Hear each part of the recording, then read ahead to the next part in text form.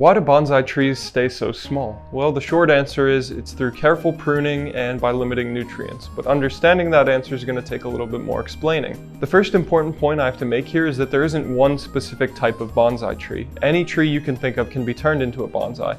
Even the great giant sequoias in California that are over 200 feet tall can be turned into a bonsai that's about yay big. I think it's pretty comical to imagine a tree that large to be shrunk down to something this size. Moving on to the mechanism that causes these trees to be so small. In simple terms, the less nutrients a tree has, the smaller it will grow to be.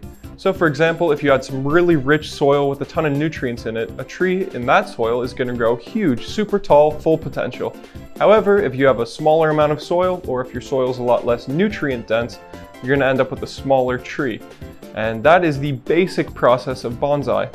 So if you have a very, very tiny amount of soil with not that many nutrients, the tree can only grow to fit that level of nutrients it's getting. In addition, you can also create bonsai through extreme pruning.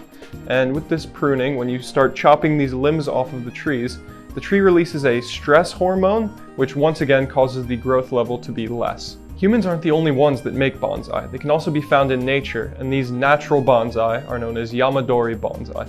It's a very common theory that these Yamadori bonsai were the first ones discovered by humans, which led them to develop the bonsai practice we have today.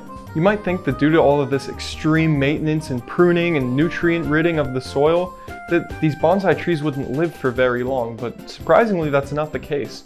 Some of the oldest known bonsai trees are over 1,000 years old. One last interesting fact about bonsai trees is that there are bonsai fruit trees. You can have a tiny, tiny little tree that grows full-size apples, grapes, oranges.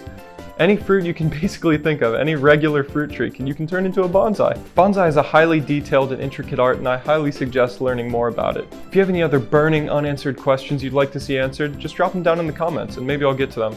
But at the very least, now you know why bonsai trees are so small.